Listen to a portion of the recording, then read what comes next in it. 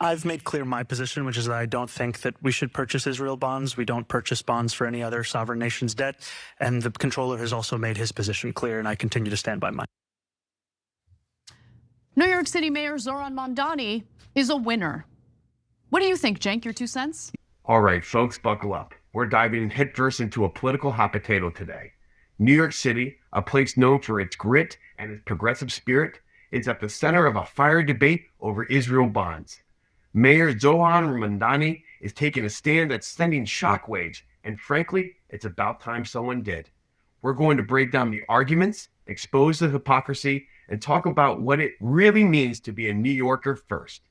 It isn't just about finances, it's about morality, integrity, and calling out the absolute nonsense when you hear it. Let's get into it.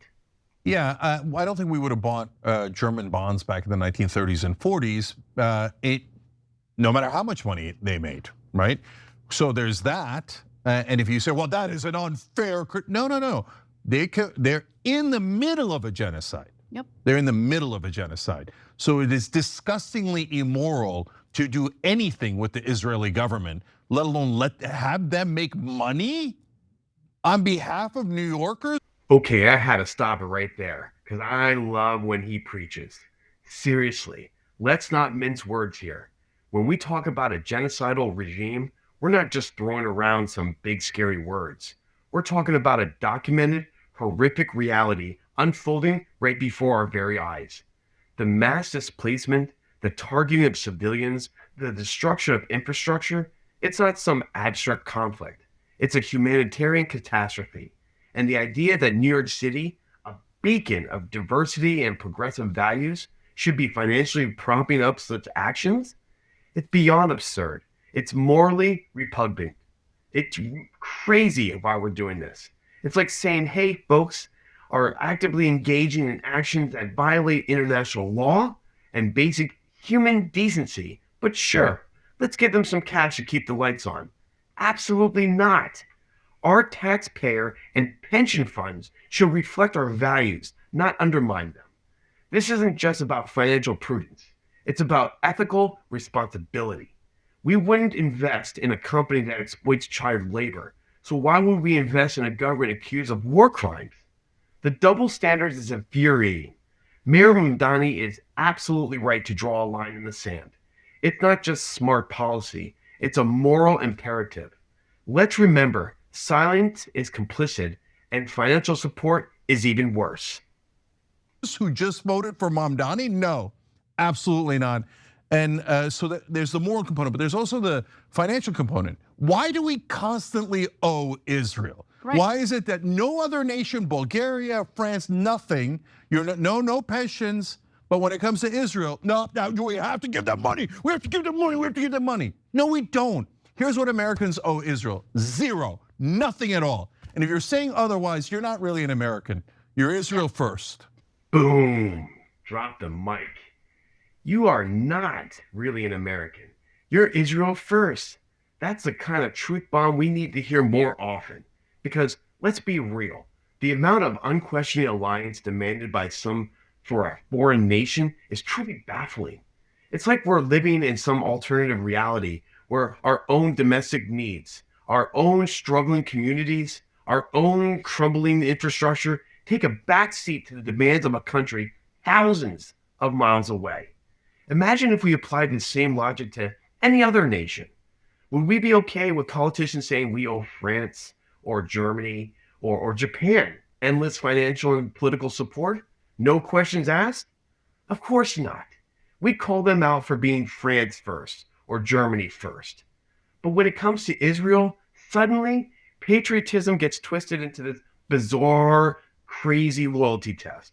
It's not anti-American to question why we pour billions with a B into a state that consistently acts against international norms and our stated values. It's actually the most American thing you can do, to demand accountability and prioritize the well-being of our own people. This isn't about hate. It's about common sense and self-interest, wrapped in a healthy dose of ethical responsibility. The empire has no clothes, and it's time we stop pretending he does. All right, Anna. So Zohran Mamdani might be the only American politician with any backbone when it comes to pushing back against Israel. And for that alone, he has my support, really, because every other politician has been incredibly cowardly, with a few exceptions in the House, like Thomas Massey, for instance, Marjorie Taylor Greene before she resigned. But nonetheless, despite pressure from his own comptroller, Mamdani intends to maintain the city's ban on purchases of Israel bonds. So Comptroller Mark Levine has already positioned himself as this aggressive watchdog on Mamdani's budget, along with his policies.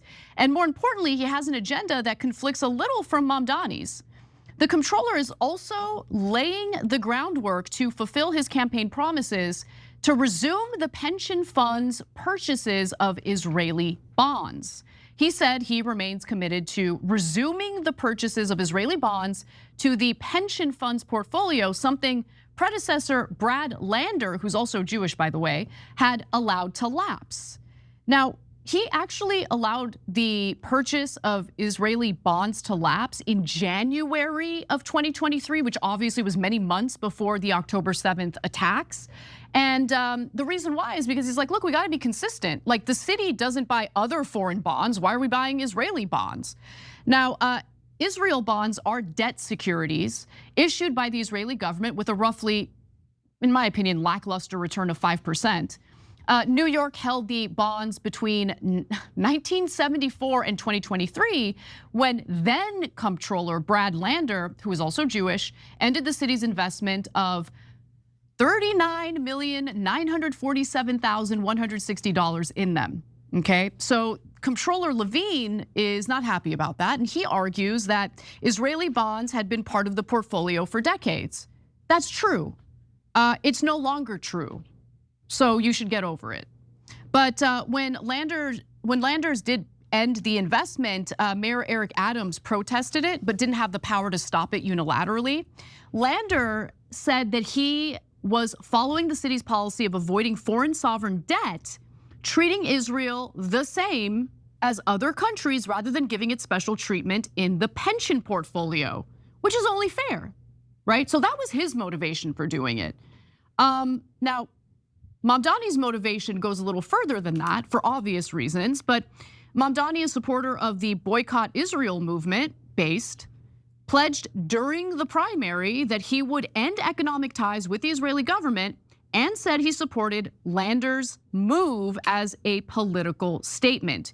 By the way, Mamdani also revoked Eric Adams's executive order in the final days of his term, in which he barred city agencies from adopting policies that discriminate against the country of Israel. The independent Jewish publication known as The Forward also reported that Adams's order also directed the city's chief pension administrator and pension trustees appointed by the mayor not to support divestment from Israel bonds or other assets. And Mamdani also revoked a measure adopting criticism of Israel as the definition of anti-Semitism. He knows that's BS. Everyone knows that's BS. So he dropped that from the city as a measure. And of course, Mamdani has been accused of being an anti-Semite for his unwillingness to take the hard-earned money of New Yorkers and invest it in the bonds of a genocidal regime. And so Scott Stringer, who was the former New York City comptroller, says, this is BDS, meaning the boycott divest movement. Great. This is anti-Semitic. No, it's not.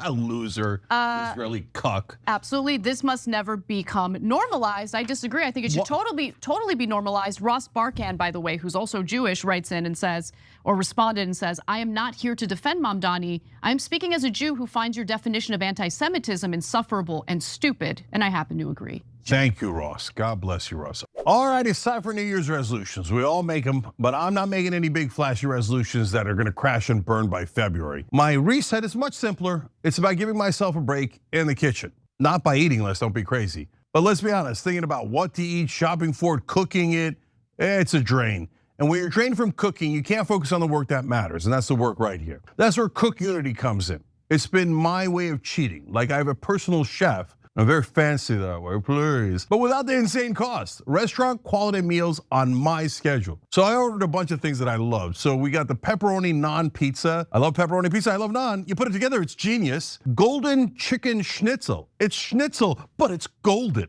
Okay, this stuff is all so good. New Orleans shrimp and grits. They have sausage in there too. Love it. And that's my point, guys. These aren't boring and repetitive meals. These are all-star chefs, Food Network alum, and James Beard winners, handpicking seasonal ingredients and balancing bold flavors with nutrition. Every meal is a small batch masterpiece delivered fresh, never frozen. It makes hitting wellness goals effortless because a nutritious, incredible meal is ready in minutes. No shopping, no cooking, no cleanup. You can browse by chef, by cuisine, filter macros to the gram, not a thing I would do, but you could. And it's way less than takeout or even grocery store prices. Plus their packaging is part of a reusable, eco-friendly program. You can't ask for more. Taste comfort and craftsmanship in every bite from the award-winning chefs behind Cook Unity. Go to cookunity.com/TYT or enter code TYT before checkout to get